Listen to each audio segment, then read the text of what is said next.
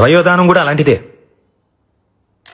నీ గుండె నీతో ఆగిపోకూడదు, నీ ప్రాణం నీతోనే పోకూడదు. ఓ మనిషి నుంచి మరో మనిషికి, ఓ కంటి నుంచి మరో కంటికి వెలుగునిస్తూనే ఉండాలి, బ్రతుకునిస్తూనే ఉండాలి. బ్రతుకు కంటే చావు ఎప్పుడూ చిన్నదే. బతకాలి అని బతుకనుకుంటే చావును చంపడం పెద్ద కష్టమేం కాదు. పుట్టుకెలాగూ మన చేతుల్లో లేదు. కనీసం చావునన్నా మన చేతుల్లోకి తీసుకుందాం. ప్రాణం పోయిన తర్వాత కూడా బ్రతుకుందాం.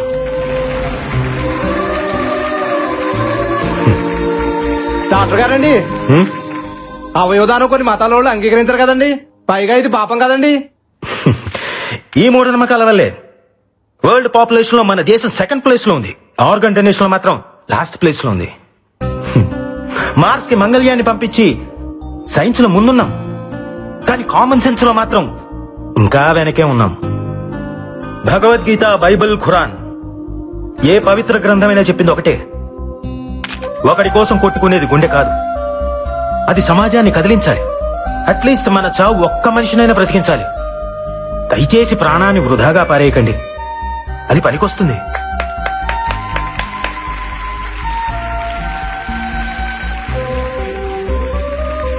ఆర్గాన్ ట్రాన్స్ప్లాంటేషన్ గురించి సైన్స్ ఈరోజు చెప్తోంది, కానీ మన పురాణాలు ఇప్పుడే చెప్పాయి.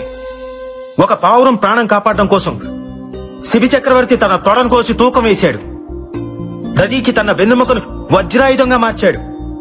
ఏమండి, మీరన్నట్టు అది పాపమే అయితే వాళ్ళంత పుణ్యాత్ములు ఎందుకు అయ్యారు? బ్రతికున్నప్పుడే వాళ్ళు ఆర్గాన్స్ డొనేట్ చేశారు, మనం చనిపోయిన తర్వాత అయినా చేయలేమా? చివరిగా ఒక మాట, మీ బాడీలో ఏ ఆర్గాన్ డొనేట్ చేశారో తెలుసుకోవచ్చా?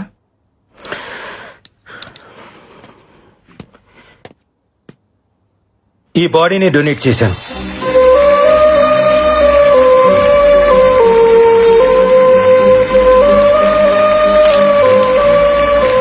వీళ్ళిద్దరు ఎక్కడా?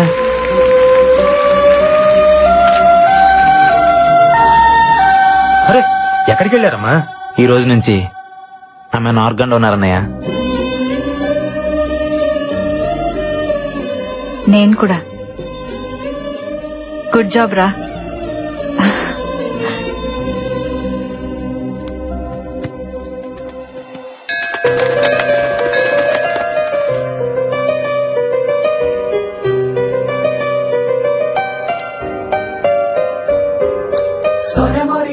దేవుణ్ణి నమ్ముతావా? నీకిదిమ్మని ఆ దేవుడు నన్ను పంపించాడు. మీరు దేవుడిని నమ్ముతారా? ఇది ఇవ్వమని నన్ను పంపించాడు. అలా ఎంతో సంతోషంగా ఉన్న టైంలో మా అన్నయ్య చనిపోయాడన్న వార్త విన్నాను.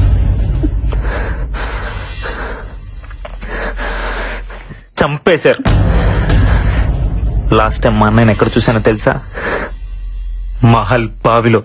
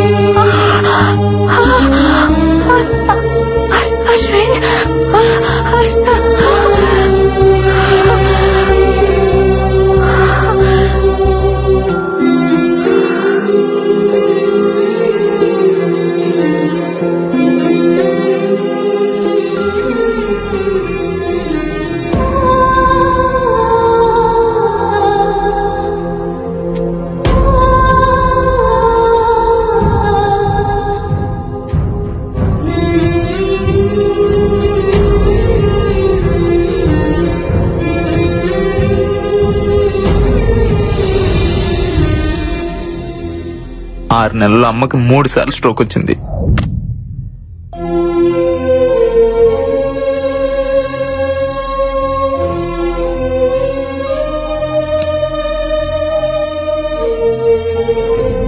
అమ్మ ఆపరేషన్ కి డబ్బు కావాలి. మా అన్నయ్యని చంపిన మృత్యు ఈ మహల్లోనే తిరుగుతుంది. నాకు అది కావాలి, దాంతో వచ్చే డబ్బు కావాలి. దేన్ని వదలను.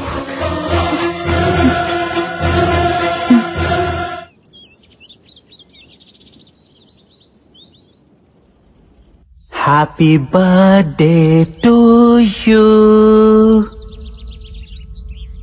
Happy birthday to you. పొద్దున్నే హ్యాపీ బర్త్డే కావాలంటే పక్కెళ్ళండి.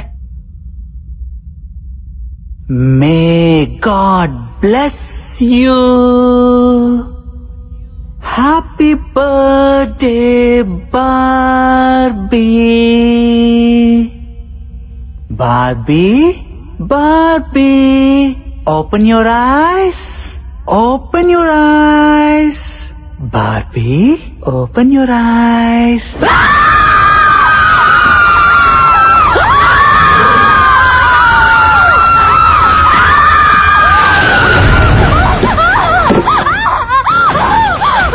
బాబీ, ఏమైంది? ఏంటి కలకన్నావా? నిన్నే అడిగేది. కల కాదు, దయ్యాన్ని నా కళ్ళారా చూసాను. ఇక్కడే ఉంది. నన్ను వెళ్ళిపోదాం ప్లీజ్.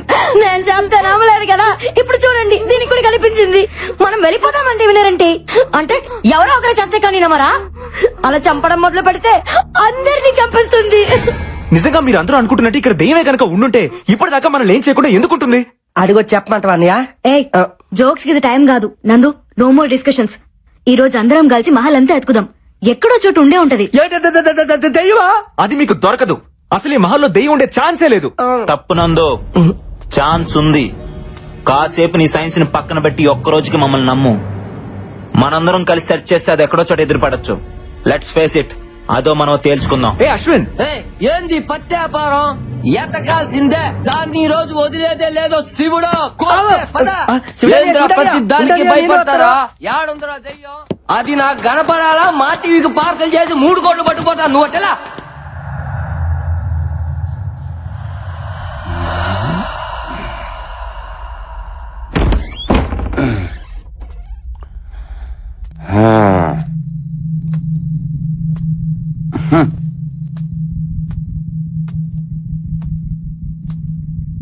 వీడోడు వీడేనా ఈ కోటకు రాజా?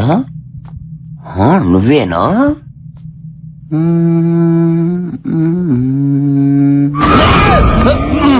శివుడు, పెద్ద కోరపాడు శివుడు. అమ్మో, నన్ను ఎవరు చూడలేదుగా.